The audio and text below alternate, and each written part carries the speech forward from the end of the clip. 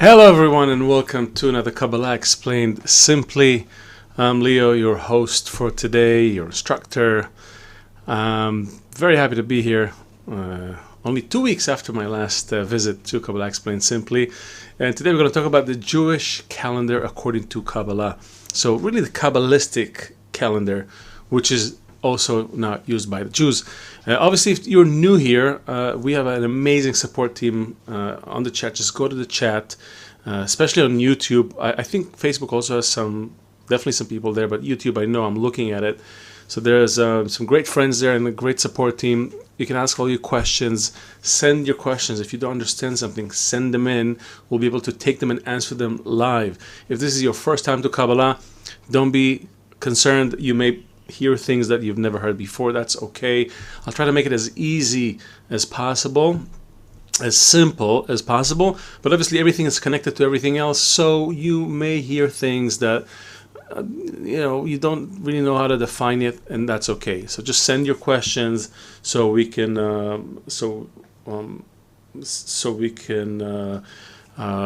take them here live. Also, at the end of this live session, there will be let me say it this way. At the end of this live session, there will be a more intimate Zoom session. So you'll find a link to that in the chat as well. So if you didn't get your questions answered, you want to go deeper, you want to sort of do some back and forth, come to the Zoom session, bring a friend, bring your favorite cup of coffee, and let's talk about Kabbalah. This is the best thing there is. Now, one more thing. We are also. I'm going to mention to you the upcoming retreat in Holland. So to Rachel, if you can hear me, please send it to the support team. I think Ruth is on the chat there. I hope. So whoever's on the chat, send them the slide there. And let's see. And I think Ruth is here, so she will take that as well. Oh, hold on. Okay. I have a bit of a Facebook issue. It's not new, but yeah. Okay, good. All right, so I'm not gonna interfere with that. All right. Good. So, yes, we'll prepare the slide for the end. Okay, good. So we got it out of the way. We'll talk about the retreat. Let's talk about Jewish calendar according to Kabbalah. So, calendars. I love calendars. It's one of those things that when you're a kid, you don't understand what's going on. Why is everybody stressing about days and dates and times and things? And then later on, you begin to understand that the whole world is working according to some system that we somehow managed to agree upon, which is in itself a phenomenal thing. If you think about it, we don't seem to agree on anything else, but some key elements like calendar and universal time and maybe a few other things, right? There's some things we do agree on as humans. So that is interesting.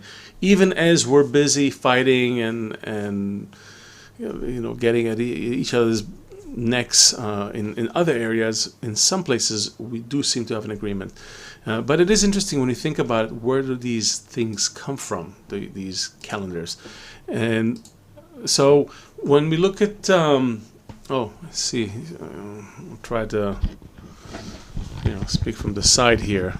Okay, we'll get to the solar. I'll talk about it in a second. So when you look at calendars, there are generally 3 types of calendars. There are more before you jump. Yes, there are celestial calendars based on the stars, the star systems, and there are more seasonal, more rudimentary calendars that are more seasonal in nature. But when you look at the main calendars that we use today in humanity, there are 3 kinds. There's a lunar, a solar, and a Luni-solar. 3 kinds, right? I'll start with the lunar. So the lunar calendar is based on 12 lunar months. Makes sense, right? So every time you get a new moon, it's a new month. Then full moon is halfway through, and then the moon wanes, and you end up in the beginning, start another month. Each month each month is exactly in line with the moon phases. However, in a purely lunar calendar, there are no leap years, leap months, which means that the holidays or the festivities of the times that you mark on the calendar, they drift relative to the general solar calendar, which is what humanity is relying on, right? When you talk about the stock market or when to start something, when you go to war, when you announce a ceasefire, it's all based on a solar calendar, which is this one here. Sorry if you like to read what's written here. Let me just take the time to write it. So solar calendar is based on the position of the Earth around the Sun. Okay, makes sense, right? So every time we go around the Sun, that's a year, and you can roughly divide that into 12 sections. However, they don't really coincide with the lunar calendar. The leap years, even that calendar, by the way, is not 100% in line with nature, so they needed to add one day every 4 years, with some exceptions. There's like every 100 years something happens, every 400 years. We're not going to get into that. This is not really about calendars in general. You can see some great videos by Neil deGrasse Tyson explaining the Gregorian calendar, but it was adapted. The solar calendar really was taken from the Greek, from the Julian calendar. Pope Gregory, added some things, and really from the 16th century on, that was the calendar. He basically added some days to it, to correct that seasonal drift, because they realized that the equinox suddenly is happening too late, basically, compared to the real equinox when the sun was really aligned in the sky. So the lunar calendar is used by pretty much Muslim countries all over the world, and it's been in use since the 7th century, since basically the Prophet Muhammad. So it's not as ancient. It's probably the youngest calendar in its purely lunar form. The solar, as I said, has been used before, but has been adapted in the 16th century by Pope Gregory and is used for civil purposes all over the world. And the Luni-solar calendar is interesting. It uses also, it's also based on 12 lunar months, and each month begins on the sighting of a new moon, like in the lunar calendar. However, there's an extra leap month that is added periodically every 3 to 4 years to correct that drift, right? That's happening if you don't correct it, because if you only go by the lunar cycles, they don't exactly correspond with the solar cycle, and vice versa. This calendar is used by Jewish, which is what we're going to be talking about today, but not only Chinese rely on that type of calendar as well. Most Hindu, not all of them, and Buddhists, and also ancient Babylonians used that kind of calendar. And they use it for religious, but also for civil purposes. So while the Muslim calendar is mostly used by Muslim countries for religious purposes only, and again, I'm not an expert on lunar calendars, so don't but most of them are.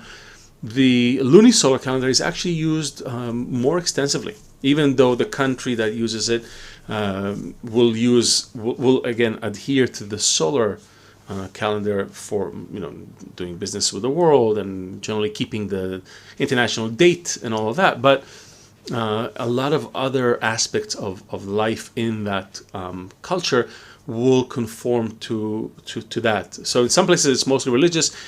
In the Jewish calendar, it's not just religious, it also has to do with life and other aspects as well, spiritual aspects, for example, which is what we're going to be talking about here today. As I mentioned, other calendars were used in the past. The Egyptians used the celestial calendar.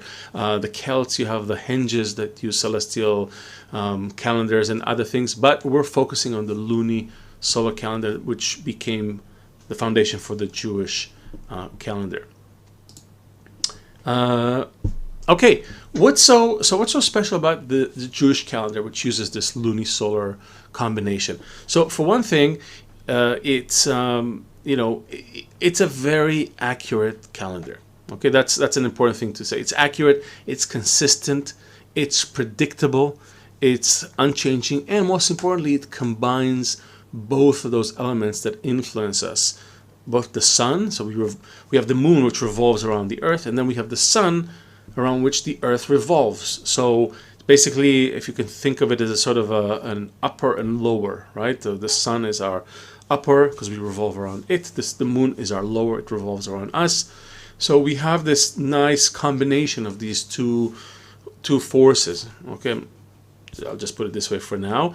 And because it takes into account both of these cycles and it compensates for them, it means that we count the years according to the sun. So every time we go around the sun, that's a year. But every time the moon goes around the Earth, that's a month, right? And every time every time the moon goes through its cycle, that's a month. And every time the sun rises, that's the beginning of the day. That's how we start factoring the time according to the spiritual cycle of things. And the sunset is when the beginning of the night. And according to the Jewish calendar, which again I will start to now translate it to Kabbalistic terms because you're here for Kabbalah, not for the Jewish religion. So according to Kabbalah, the day starts when night starts. So the day starts when darkness sets in. That's when you officially start the day. So the first half of the day is darkness. The second half is day. And also the other benefit of this calendar is that the holidays are all fixed and they have fixed dates and they're known in advance on this calendar. So unlike the purely lunar calendar, where the holidays kind of travel, they drift across the seasons, or the solar calendar, where they're not really much aligned with seasons, unless you force certain dates into it. The Jewish calendar, all the holidays conform to the months, and it's important. You'll see why, because those months represent something. Something is actually happening throughout the year, and the idea is that because of this, the way that the Luni-solar calendar works, the Kabbalistic calendar is aligned both externally to the natural forces around us, but also internally, and according to the changing states in a person. So this is an interesting thing about it. We'll keep going. Again, if you have questions, you could just ask them as we go. There's a lot to unpack here. So in case you've never hold on. In case you've never seen a Jewish calendar, or you've never actually explored the names of the months and all that, here's a list. You can find it. You can just Google it. You'll find it. They go from I listed them from left to right here. So Tishrei, Cheshvan, Kislev, Tevet, Shvat, Adar, Nisan, Iyar, Sivan, Tammuz, Av, Elul. These are the 12 months, and you see that they loosely correspond to months on the Gregorian calendar, but not exactly, because of the compensation that happens according to the Luni-solar calendar, which doesn't happen in the solar calendar. So they roughly they never depart too much, but they're roughly aligned next to these Gregorian months. And their days obviously correspond to the moon phases. So some months have 30 days, some have 29 days. There's no 28 days, by the way. Okay. The names. So in case someone, two things that someone will notice. Number one, the names of the months. So the names, you can trace the names to all kinds of influences. In Kabbalah, we explain that the months have every month name has a spiritual root, but because they were created, they were named during these close to Babylonian times. Naturally, they borrow from the language, because Kabbalah always worked according to the stage of development of the ego of that time. So, if you create a Kabbalistic calendar, it's going to sound like it's relevant to the time it's created in. If you write a Kabbalistic book, it's going to be relevant to the language and to the mindset of the time. And if you write a book for the future, you'll write it and conceal it, and then it will be used later on, like with the Book of Zohar. But for the most part, Kabbalistic texts and Kabbalistic attainments and all the teachings were always relevant to the times in which they were made, because they correspond to the evolution of the ego. So the interesting thing about it is that if you noticed, the beginning of the Jewish calendar, the beginning of the Kabbalistic year, is actually the month of Tishrei, which I don't know if you can see. Can you see my? Oh no, you can't see. I need to use a. Hold on. No. I should have a. Oops, sorry about that.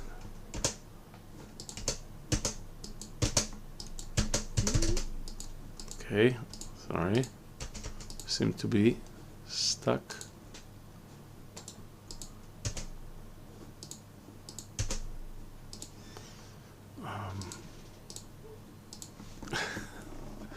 That's never happened before. Let me see.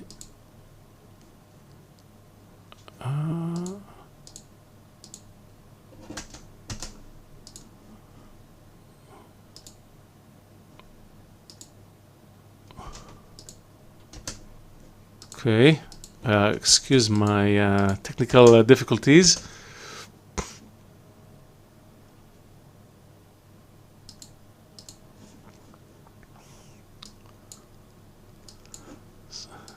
I hope you can hear me. I know you can't really see me, but I seem to have a bit of an issue here. But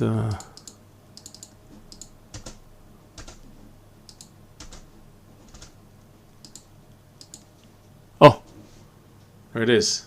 Okay, that was a scary moment.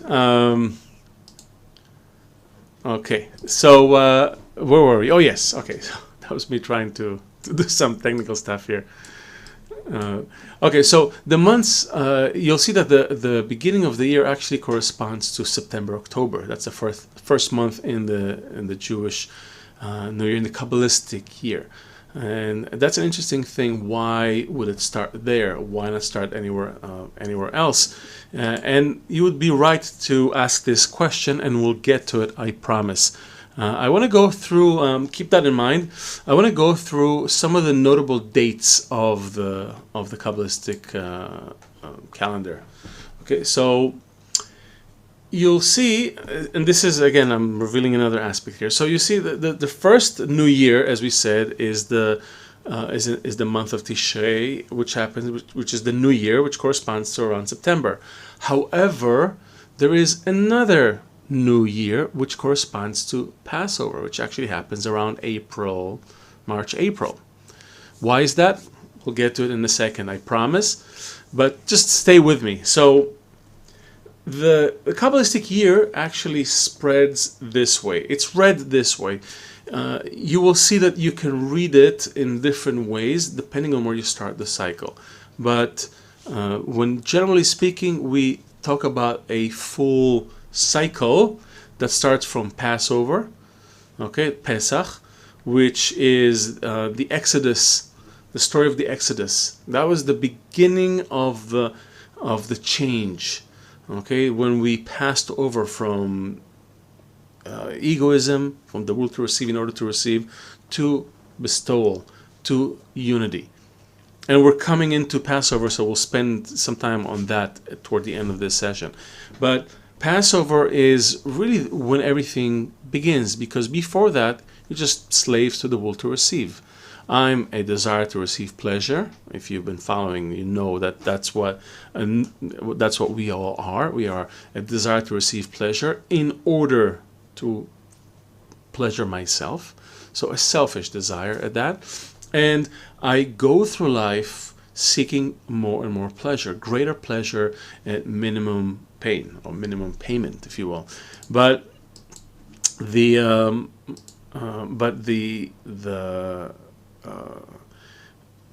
transition into spirituality begins when I'm able to collect those desires who are interested in spirituality, what we call the point in the heart, rally them around that point, and pull them out of the grips of the will to receive and into a new state, a spiritual state, a state of bestowal, closer to the quality of love of the Creator. More on that when we talk about Passover. But that's the beginning of the spiritual calendar. Next on the spiritual calendar is you have the holiday of Shavuot, which translates loosely as weeks, or Pentecost in Greek, which means 7 weeks, which is the counting. We count 7 weeks from Passover to the festivity of Shavuot. What happens in Shavuot? The receiving of the Torah. So first you come out of Egypt, you come out of the grip of the will to receive in order to receive. You fulfill certain conditions and you're able to receive the Torah, receive the instruction, the light. It's the first time the vessel and the light have some sort of a meeting point, and immediately also a shattering of sorts, and we go into the desert. We spend 40 years in the desert. Okay, that's a time of restriction. And after the time that we go through the desert, we go from bestowal back into the will to receive. So from the height of bestowal, when we gather as one man in one heart, that story, we go from the desert, from the time in the desert, back into the will to receive, into the land of Israel. So again, I'm assuming that you guys are familiar with some of these concepts. If you're not, write in the chat and we'll try to answer them. But all those have a spiritual root. Even though it sounds like a great historic tale about a group of people leaving Egypt, getting lost for 40 years in the desert for some reason, and then finding their way to Israel, it's actually a spiritual progression. And in that spiritual progression, we go from uniting around Mount Sinai, receiving the Torah, the instruction, the light, and finding our way into the land of Israel and conquering the land, conquering the desire, and then establishing the temple. The temple is the highest degree of unity. It's the highest vessel that we were able to make as a small nation way back. And that temple was also destroyed, because it was never meant to remain. So the two temples actually are destroyed. So we mark on the calendar the 17th of month of Tammuz and the 9th of Av as the beginning of the siege and then the destruction of the temple. So beginning of the shattering and then the end of the shattering. And from that point, there is now a renewed process of collection. We collect ourselves, collect the pieces. We go into a preparation mode of sorting through the broken pieces. Who can be part of this? Who cannot? Because when we left Egypt, everyone just went out. It doesn't matter. Oh, you're closely related to us? Fine. You know this guy? Fine. You have a desire to bestow? Great. You don't know what is bestow, but you heard about the Creator? Come. Yeah. Everyone. But when we begin the process of creating Adam, the creature that is similar to the Creator, Adam from the word domeh, resembling the Creator, the quality of love and bestowal. When that process begins, this is the time of preparation, and it culminates in the new year. So that is that new year that you saw in that other chart, right? So the official Jewish New Year, which happens in around September, that is Rosh Hashanah, the beginning of the year. Shana also from the word shinui, so a beginning of change. So we're starting a new process, a new phase in our, a new cycle in our spiritual development. That's Rosh Hashanah. We go to Yom Kippur, which is the Day of Atonement. It's a prayer for correction. I'm revealing all the parts that need correction in my desire, bring them to the Creator. And in Sukkot, 10 days later, I'm ready for the prayer. That's a full degree. And then 3 days later, I'm ready for Sukkot, or loosely translated as huts, right? It's like a desert hut. What does it mean? It's a temporary place of dwelling. So I leave my will to receive and I settle in a vessel of bestowal just for a little bit. It's not the final one, but I'm on my way. I'm well on my way. I continue to grow the vessel, and I reach the holiday of Hanukkah, which loosely translates as the consecration or inauguration. Right? There's a whole story about reclaiming the temple and cleaning it, purifying the vessel, and then there's a time of rest, time of, okay, I'm gathering my strength for the final assault. Now I take all of my energy. We go to the month of Tu Bishvat, which is the new year, yet another new year. What's that? How many new years there are? I'll tell you in a second. Another new year. This is we call it, it's the new year of the trees. And this is a time of growth, growing the vessels, collecting, and then we get to Purim, which is the final stage in the spiritual process. Purim means to cast a lot. There's a story, we've just been through Purim, so hopefully you know a little bit about that. But this is where we gather all the vessels, the ones that we're not even going to touch in the beginning of the process. Now all of those go through their final correction. We correct those the vessels that can be corrected, eliminate those that cannot be corrected, and the final result is receiving in order to bestow. Final correction, there's no left, there's no right, there's no good or bad. It's all now part of the final vessel that can receive the light. So if this was too fast for you, I understand. I wanted to just share it because just to explain to show you the breadth, the richness of that calendar, and how little we know when we speak about this calendar, when we think about it. It's not this simply, let's do this here and let's do that there. It's not simply a list of rituals. It's actually a spiritual cycle. We'll get more into that in a second, I promise. But first, next thing, I want to say something about this Kabbalistic relationship. So when we talk about this Luni-solar calendar, what's at the heart of it? The heart of it is this relationship between Zer Anpin, which, if you remember the order of the Sfirot, you have Keter, Chokhmah, Binah, right? The first three. And then you have the last two, which is Zer Anpin and Malchut. So Zer Anpin is really this is the closest representation of the Creator for us. It's that quality. It can receive it receives a little bit in order to bestow. It's not the full vessel, but it's a good example. It's a small scale example, if you will, of how the corrected vessel should be. So the earth where we live represents Malchut. The sun around which we revolve, the degree above us, represents Zer Anpin. Now those are all symbols in this world. They themselves are not spiritual. The earth is not a spiritual being. The sun is not a spiritual being. There's no chariots with gods in it. Don't confuse that. It's a celestial body called the sun, and there's a celestial body called earth, and then there's another small body called the moon, which somehow exists between the two. They're all representations. They have a spiritual root, and we can learn about this relationship if we attain the roots. So Kabbalists who attain the roots write to us about these relationships. In this case, the moon represents the size of the screen that I can attain to cover my vessel. So in Kabbalah, the basic relationships are between a vessel, a will to receive pleasure, and the light that fills it, and then the screen which helps form the correct relationship between the vessel and the light. Those are the simple components of the Kabbalistic science. The whole method is built around that. I'm a vessel a vessel that wants to receive pleasure.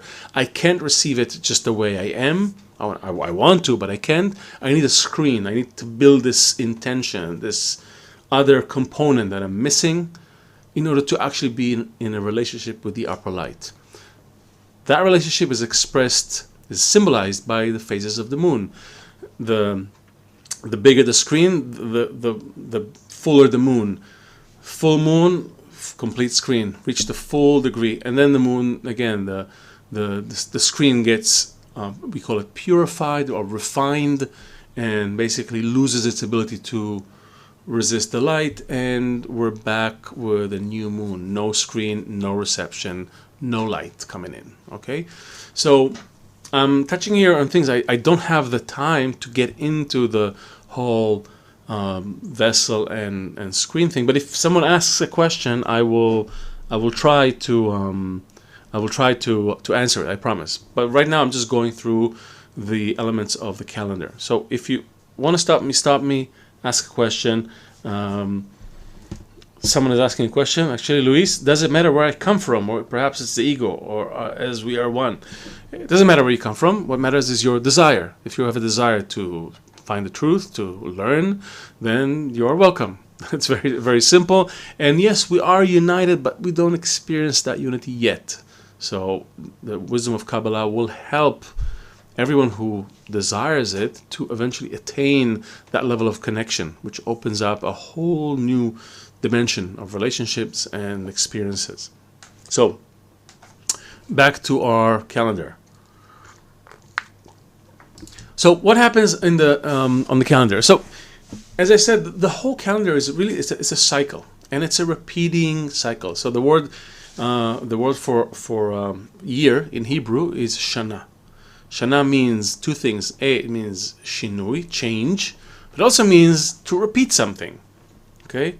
It also means to study something in depth. But we'll leave that last one. Don't get confused by it.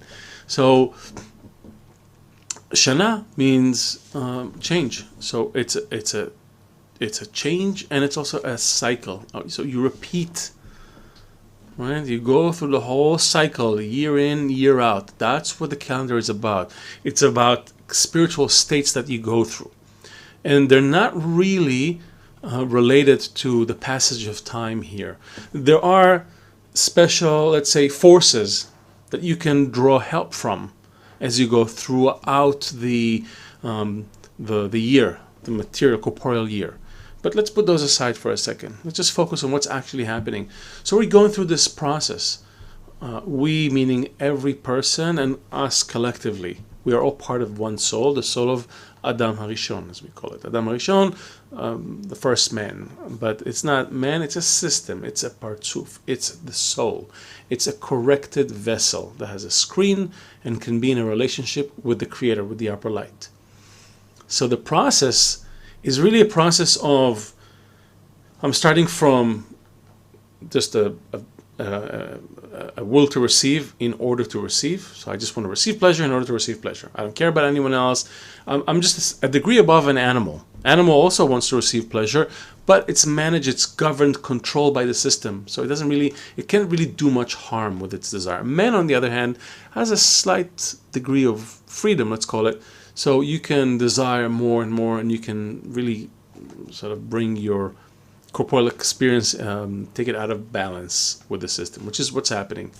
But I start, and everyone starts with this, I just want to receive in order to receive. And if you think about yourself as a growing child, it's very much the same. What do you want? I want this. Why? Because I want it.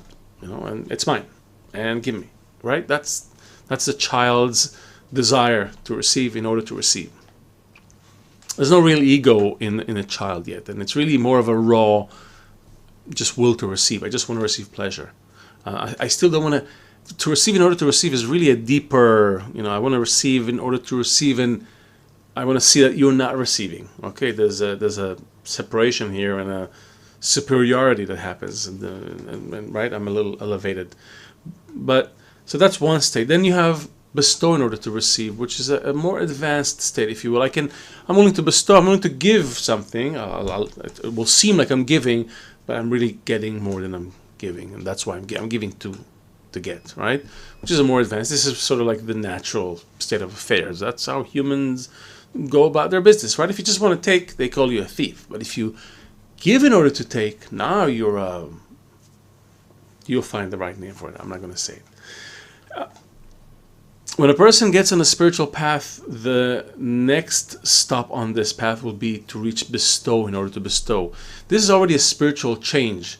You can't just reach it through evolution. You have to work according to the method of Kabbalah in a certain environment and draw the reforming light to work on you, to make changes to you, to be able for you to restrict the way you receive, and to actually be in a state that we call bestow in order to bestow. It's a really complicated, deep state, but suffice to say that it's the beginning of a spiritual experience.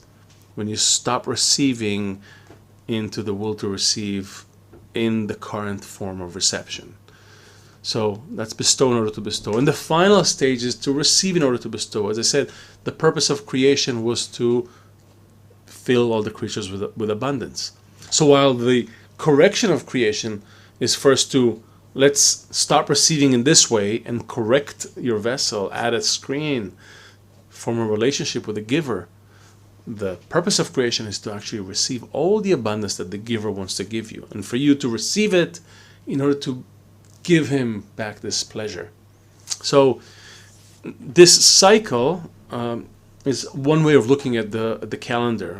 Okay, we're going from correction of creation to the purpose of creation, or we're going from 2 degrees of building a vessel and then 2 degrees of building a screen, or from concealment to revelation, or from love and faith. There's all these, you'll see all these mentions of these different degrees of development that we have to go through. And the important thing is that this is a cyclical process. It's more of a spiraling process because you are moving up, right? But it feels like you're going in a circle because you keep revealing more of your broken desire, more of your uncorrected desire. Then you correct it, then you start the process again, revealing the desire, correcting it, revealing the desire, stopping to use the desire, then correcting the desire, then receiving correctly. Okay, so these are the processes along this cycle. Now, why this is important? Because we also have, and this is where we talk about the blueprint of creation, which is the 4 phases of direct light. So, if you've been following this channel enough, you've probably seen a Kabbalah Explained Simply on the 4 phases, which is really the blueprint for how everything went from the thought of creation, the creator who had a desire, who had an idea, a thought. We can't even really quantify it, but there was this impulse to create something that can receive all the abundance, all the way in 4 stages to a desire that's independent, sufficiently egoistic, that can receive everything. And then that desire can start the process of correction and climb all the way back up to a relationship with the giver. But this process happens in 4 phases, and also our year, our spiritual year, in this case the Jewish year, but the spiritual year really is also containing these 4 new years. So this is a really unique thing. This year doesn't simply have one time that okay, Earth finished rotation around the sun, we drop the ball, we drink some wine, Happy New Year, and we move, go about our business again. This is sort of the corporeal approach to a new year. Oh, we finished another. What have you done? Have you done something? No, I didn't do anything. I just sat on this planet, and it just moved around the sun, and then I'm celebrating it. Kabbalistic calendar, the spiritual calendar, is about inner change. And if you want to follow this inner change, you have these 4 beginnings that take place that correspond to the 4 phases, to the 4 stages of evolution of desire, to the inanimate, vegetative, animate, and speaking degrees, and so on and so forth. So what are they in brief? Because I see, wow, time is flying. So we have Rosh Hashanah, the official Rosh Hashanah, the one on the left here, which is the month the month of Tishrei, that happens loosely around September, October, and that's the beginning of change. That's the birth of Adam. It's written that the entire world was created in 6 days, and in 5 days. I'm sorry, in the 6 days, the 6th day was the creation of Adam, of that system, and so this is what we are commemorating. In Kabbalah, we also talk about a person who lived 5,880 years ago, or 5,780 years ago, and he was the first person to to have these questions. What is the meaning of life? Why? I'm stuck in this view. Sorry, I guess you have to see me in this view. I don't know. Okay, so he was also the first person to ask, what is going on? Why am I alive? Why do we live? Why do we die? Why do we suffer? What is the meaning? What is the purpose? Is there a beginning? Is there an end? All those questions. And he was the first person to reveal part of this, the wisdom of Kabbalah. Wrote a book about it. We celebrate that. But again, spiritually, internally, it's for us, it symbolizes the beginning of the change, where I can say, okay, I'm going to sort out the desires that do not belong to me and then the desires that want to be born, and I'm going to work with them and I'm going to start correcting them. That's the beginning of that process.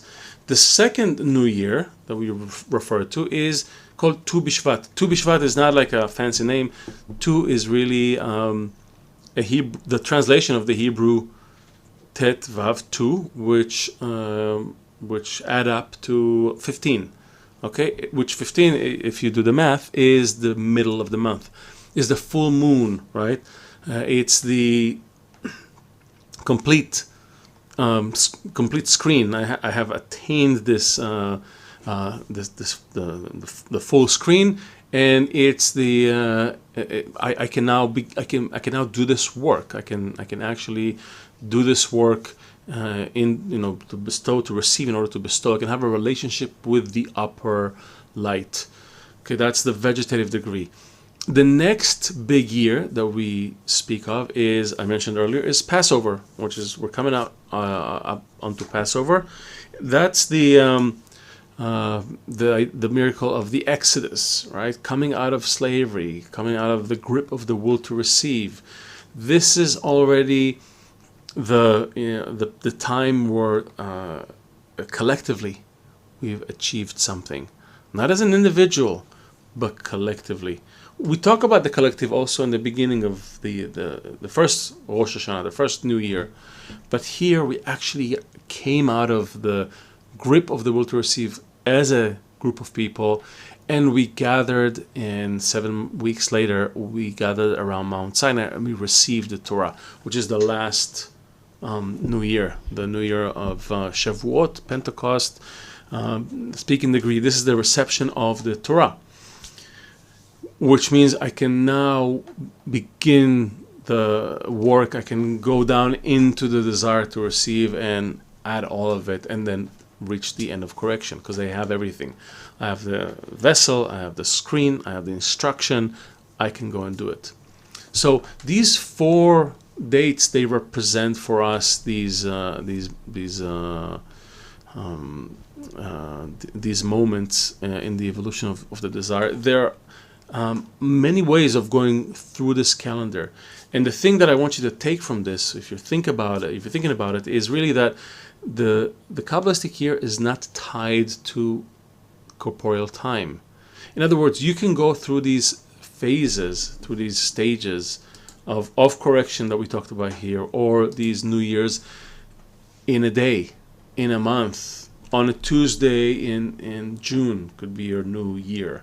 Okay, it's not related to an actual astral time. Okay, it's not, the Earth is aligned with the Sun, therefore it's that. No.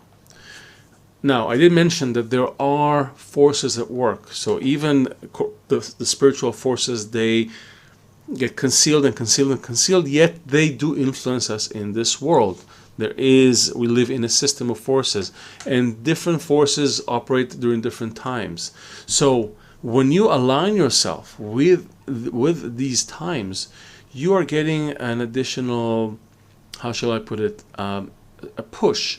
You're riding a certain wave. Okay, maybe that's a good metaphor. How do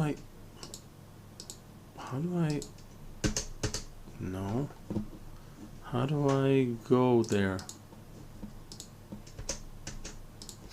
Okay, you're stuck with me in this view for some reason.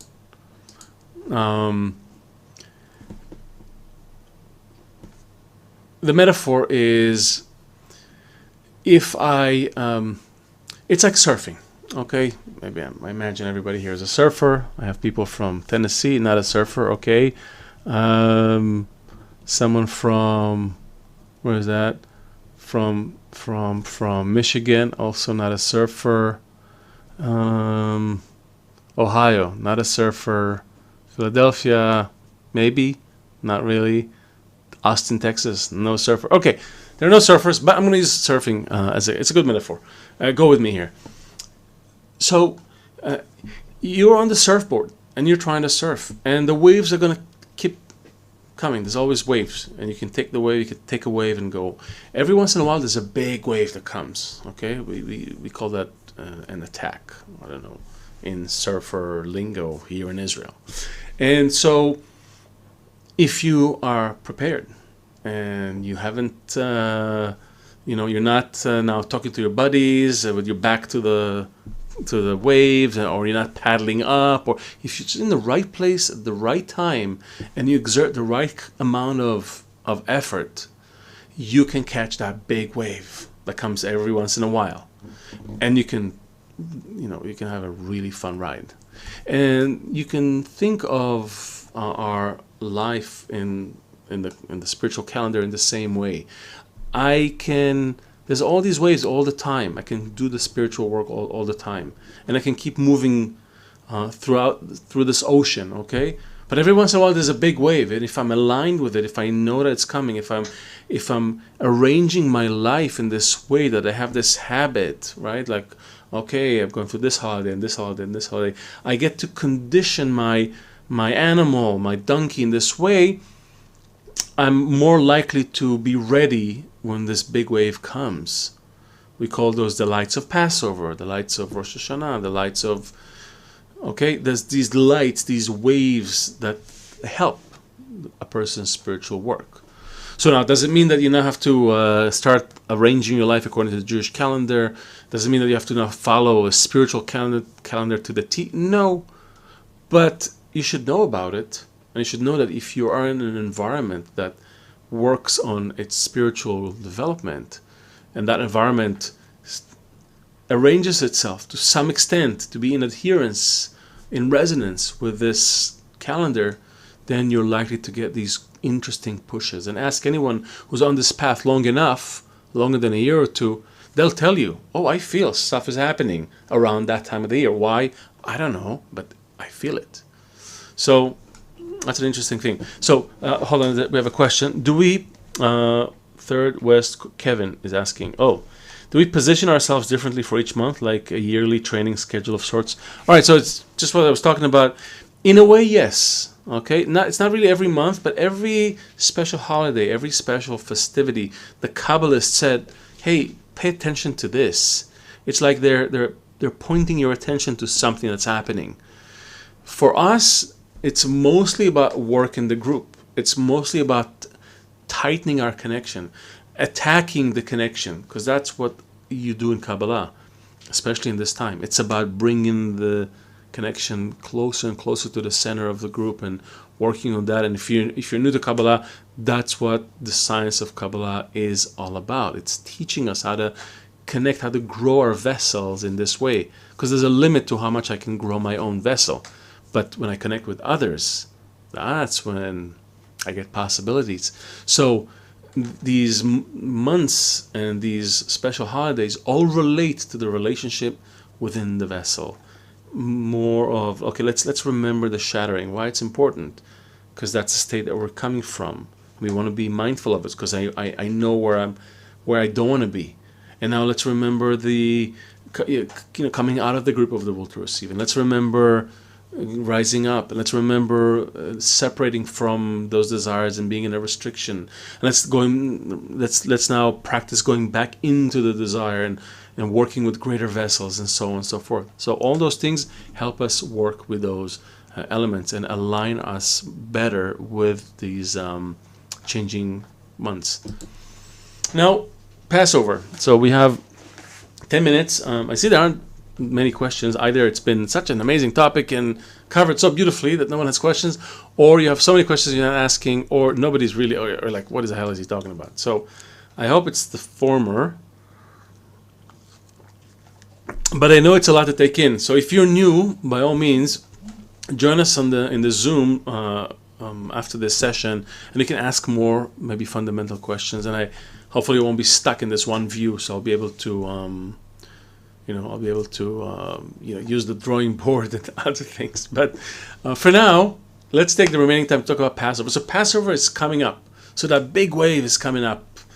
It's coming up, and we're passing over. So what is Passover all about? So you can first of all read the story in the Bible, or if you're Christian, the Old Testament, or if you're from other religion, that book of the Jews that everybody seems to have in their in a drawer by the bed in every hotel, right? So read that book and read that part about Egypt, which starts really from Abraham going into Egypt and asking the Creator, how will I... Actually, well, I have a quote. Let's see. Is that this quote? No. Okay, I'll talk to you about the quote in a second. So Abraham is asking the Creator. The Creator said, "I'm going to make you a great nation and give you everything, all the stuff, all the good promises." And Abraham is like, "Wait a second, how do I know this will happen?" And he's not asking because he doesn't trust the Creator. Obviously, also the Creator gave him a bunch of other things. There were a lot of other signs that Abraham could have picked up on. But no, he's mostly inquiring about the actual vessels. If you want to give us infinite goodness, how will we, where will I receive? All I have is this. And now you want to give me infinite goodness. How will I get infinite goodness as this? Creator's like, don't worry. I'm going to send all your children into exile in Egypt. And normally that would be like But for Abraham, that was enough. He got it. Why? Because, and here's the quote, "The souls cannot receive the good reward for which he created the world. And the souls, if they do not have a kli, a vessel, ready to receive. And the only way one can obtain that kli, that vessel, is through labor and toil to observe the commandments, through the pressure and the wars that one fights with the evil inclination, and the numerous preventions and troubles. The affliction and labor in Torah and mitzvot, meaning in the light and the corrections that draw the light, provide a vessel for the soul, so it may be fit to receive all the delight and pleasure for which he created all creations." Baal Sulam. So this, with a slightly cryptic language, which we will unpack throughout this, the preparation for Passover, really says it all. You have this tiny vessel. You need to start showing a desire to grow it. I want more of that vessel. Where do I get more vessel, more deficiency, more lack? Oh, you got to work with other people. Great. Bring other people. Suddenly, other people are not as, I'm not sure I want to work with other people. I'm not sure I can work with other people. He's terrible and she's an egoist and he's a... Precisely. These are the vessels. Now you have to band together against those egoistic tendencies. You do that, then you'll have a bigger vessel. You can start receiving all the abundance that was prepared for you. When you think about it this way, the story makes sense. It adds up. But this is the story of Passover, where we pass over from only my tiny egoistic vessel, only thinking of myself, working for myself, but never getting any of it, right? So like the slaves of Egypt, right? You build. Pharaoh takes all the goods, you stay a slave. Into a state of unity, where we unite together. We come out of Egypt. We get closer to the Creator. We have a vessel, infinite vessel, can receive infinite light, all the good stuff. So it's a worthwhile holiday. Another one, to reach the desirable good and broad land, we must first go through a stage of making the vessels, again, meaning to be in the land of Egypt, and see that we are slaves serving Pharaoh, king of Egypt. Pharaoh is the representation of the will to receive, is the will to receive incarnate, will to receive in order to receive, incarnate. So, biggest desire to receive with the biggest egoistic intention, that's Pharaoh.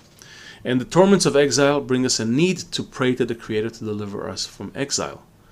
As was said, and the children of Israel sighed from the work, and they cried out, and their cry went up to the Creator. It follows that exile is a vessel, and redemption is the light and the abundance. So again, this interesting relationship. The Creator has everything. He doesn't need to go through all this trouble. We need to go through all this trouble to acquire the vessels in which we can receive all the light of the Creator. Okay, it's a simple math. And the Creator wants to give it to us, but He can't just give it to us blindly, or we'll be like animals. Oh, bestowal is good, okay, give me. Egoism is bad, I don't want it. No, that's a monkey. He wants a human. He wants us to reach that choice after we struggle with it. More of this, more of that, maybe here, maybe there.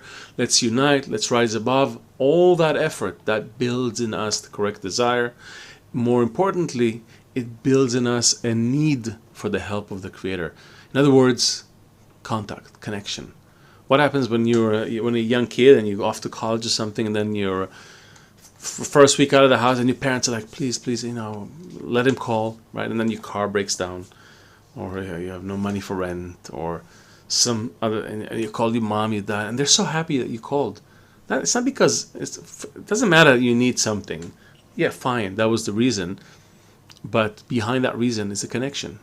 They care about that. Your mom hears your voice. That's what she cares about. And you're not sensitive enough to notice it. You'll notice it later when you have children. But the Creator works the same way. He wants to feel that we need His help, and He will gladly give it to us if we call. Right? So that's what it's about. Last quote. I think it's the last quote. Yeah. Wait, there should be. Okay, no. I thought we were going to talk about miracle. We don't have time to talk about miracle. So just let's read the last quote, and then we'll go to the Zoom. So, it is written, and the children of Israel sighed from the work. Which work are we speaking of? It means that it is from the work of the Creator, that this is called hard work, since it was difficult for them to work in order to bestow, because the Egyptians and Pharaoh, king of Egypt, installed in them their thoughts and wishes. In other words, since the shell of Egypt is primarily self-love, the Egyptians ruled over the people of Israel, so that the people of Israel too would walk in their way, called self-love.